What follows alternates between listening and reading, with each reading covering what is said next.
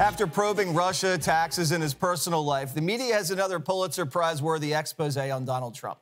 Behold DJ Donald. Left-wing Axios doing a deep dive on how Trump's Mar-a-Lago Spotify playlist is a Rosetta Stone that demystifies how his mind works. Quote, Trump controls the surround sound stereo system on the breezy patio with his big iPad and its Spotify list. Regulars jokingly call it the DJT performance. The ex-pres reportedly loves to blast the speaker so loud that people have trouble talking as he marvels at the sound quality filling the garden. So what's Trump jamming to these days? Broadway show tunes like Phantom of the Opera and old-school bangers from the likes of Elvis, Lionel Richie, Guns N' Roses, Elton John. What does this tell you about the former president, Judge Jeanine? Well, I can't figure out what they're trying to tell us. Are they trying to tell us that based upon the music, they can get into his mind and tell you that he's a dictator? You know, how are they interpreting this? And by the way, I love the image of DJ T. You know, that's better than the mugshot. He should make a T-shirt out of that. Young people would love that. He's going to love it if he hasn't seen it already. Look. Who doesn't like their own playlist? If you have a party, you play what you like. You turn it up if you like the volume. You're in the car, you're driving, you're in charge. Why all of a sudden is this something that is like, you know, indicative of what a terrible person he is? It means he loves music. Dana, are you going to go to Spotify and download the playlist? I just might. I liked a lot of those songs. I thought that there was a disturbing lack of country music on the list, though, and I would like to recommend some songs for the next party. But remember, Obama's Spotify list is basically more anticipated than the Oscar nominations. Like, the media can't get enough of it.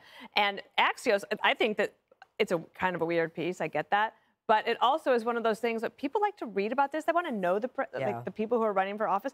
Where's Biden's list? Would love to see that. It's like the snooze button.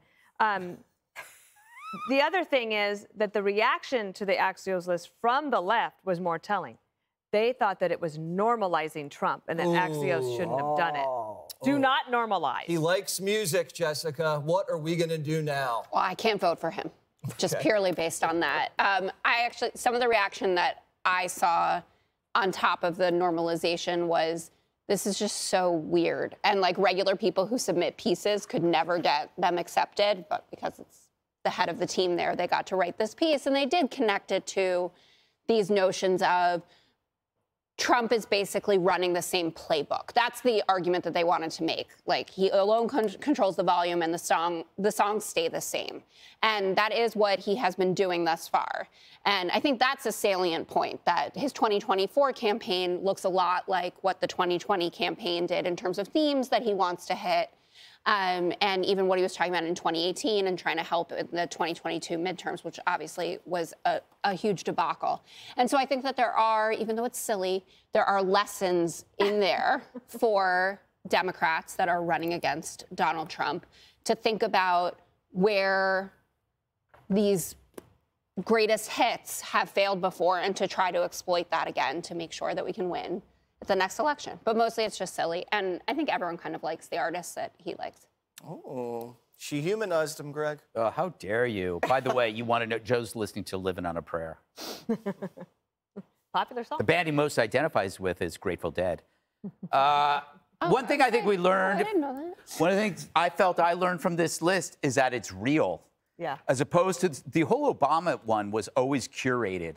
Everything was like picked. Oh, is this going to make him seem cool? We got to have something like soulful from the mid-70s. And we got to have some from something hip. And he doesn't even know, like, he doesn't listen to Radiohead. He listens to the Black Eyed Peas. I hate the Black Eyed Peas. So anyway, at least this is real. Having said that, I learned he has terrible taste in music. I do not trust a world leader who doesn't have Slayer or Melvins or the Misfits on their playlist. He didn't even have the Ramones. The stuff there is the sappy, saccharine stuff you hear right before you're going to get your teeth cleaned. Everything on that list. But on an up note, It says something about him that almost everything he listens to is positive or uplifting. Yeah. So he's not voluntarily inserting negative content into his brain, which is what almost every person does with music. It's like there's no Smiths or Nine Inch Nails, you know, and there's a message here. Music can affect your mood and your well-being. You look at goths, right? They're depressed. But have you ever seen a depressed person listening to reggae? Ever? Why do you think that is, Dana? They're all high. Right. You know what? That stereotype, Jessica, is the reason why people think you're a racist. Oh, Jessica!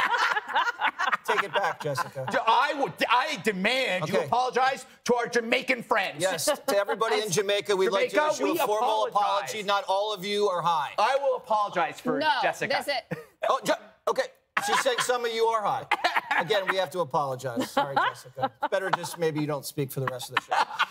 Ahead, America's equity mafia is now discriminating against gifted white and Asian students. Click here to subscribe to the Fox News YouTube page to catch our hottest interviews and most compelling analysis. You won't get it anywhere else.